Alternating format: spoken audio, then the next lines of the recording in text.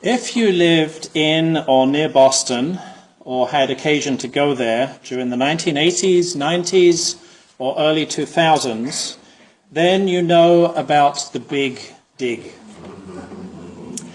That was the nickname for Boston's Central Artery Tunnel project, the most expensive highway megaproject in the country, plagued by cost overruns, scheduling delays, design problems, poor execution, substandard materials, criminal arrests, and unfortunately one death. The word infamous was never more fitting. Now, the purpose of the Big Dig was to take an elevated highway and put it underground. And with the highway decommissioned and demolished, there was now a lot of surface land that could be used for other purposes. Thankfully, civic leaders seized the opportunity to do something special with that land, 15 acres stretching through a number of downtown Boston neighborhoods. And so, with the Big Dig officially concluded in 2007, the Rose Kennedy Greenway was officially opened in 2008. Created with equal parts private and public funds, the Greenway is a mile and a half of landscaped gardens, tree-lined promenades and plazas with fountains and artwork. It's named for Rose Fitzgerald Kennedy, the matriarch of the Kennedy family who was born in Boston's North End, one of the neighborhoods that the Greenway goes through. And as a new civic space, it enhances the city with both beauty and a greater sense of shared community. So, as you may have guessed already, this morning's children's focus story, Rose's Garden, was inspired by the Greenway and dedicated in tribute to Rose Kennedy's faithful resilience. Now, in the story, of course, it was just one person who tried to plant a garden all by herself. Rose was a dreamer, an adventurer, and she had collected a lot of seeds from flowers all over the world. Unfortunately, birds ate most of them, but there were just enough seeds left for Rose to plant. Then she waited.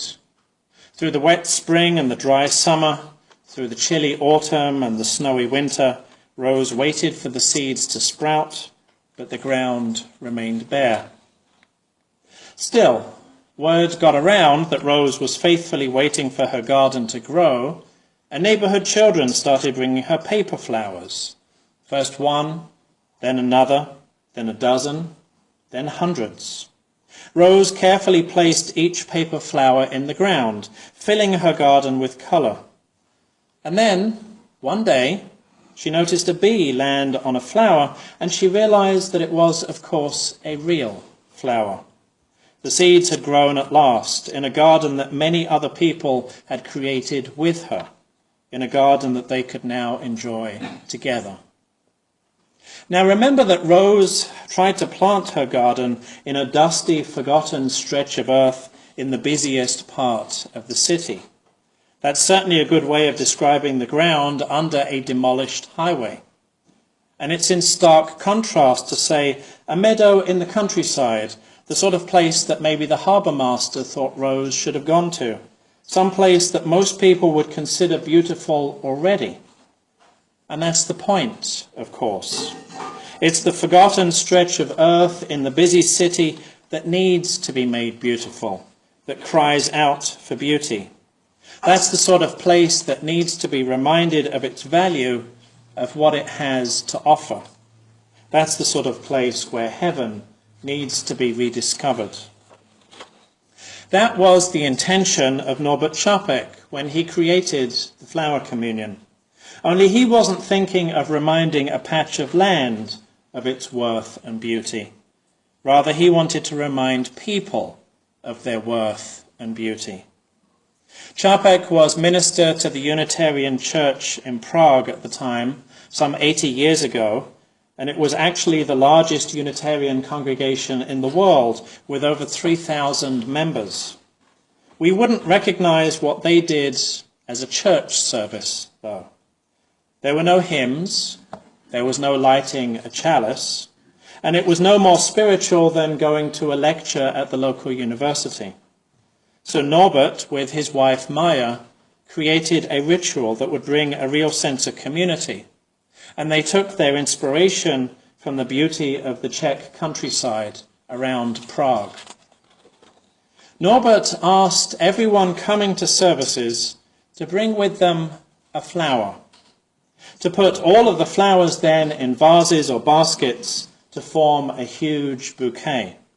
That many people, you can imagine it was a very big bouquet of flowers. The assembly of flowers, of course, was just like the congregation of people. Remove or change just one flower, and it wouldn't be the same bouquet. What's more, they could easily appreciate each flower in and of itself, simply for being itself, and be glad for what it brought to the whole. In that way, they honored the uniqueness of each person, as beautiful in their own way as a flower, each with a special contribution to make to their community. That was an important visual lesson for the congregation, to be sure, but it also put the Čapeks at odds with the Nazi regime that was increasingly dominating Europe. After all, the flower communion carried a message of inherent worth and beauty that defied the Nazis' dogma that some people are superior and others are inferior. And that's important to remember, and it's why we continue to celebrate the flower communion every year, because that dogma still exists today. We see it in how some people in our society are treated as less important, as if their lives don't matter. And if there was ever any doubt, we're hearing it explicitly from politicians. Unitarian Universalism stands in defiant opposition to that dogma. Both sides of our heritage have lifted up the worth and value and beauty of every human soul, recognizing our flaws and imperfections, to be sure, but remaining open to the possibility of personal improvement, and reminding us that what matters isn't anything that any one of us can do by ourselves.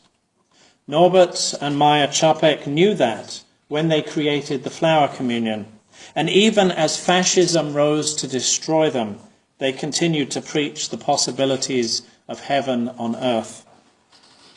We celebrate the flower communion today much the same as Maya Čapek introduced it to Unitarian congregations in this country, bringing with her the words and music that her husband created before he was tortured and killed by the Nazis. Using nothing more than the simple beauty of flowers, we defy dehumanization and destruction, and instead affirm that whatever each of us brings to our shared life together, even if it's just our bodily presence, we have inherent worth and beauty, and that we all have a part to play in rediscovering heaven here on earth. So may it be.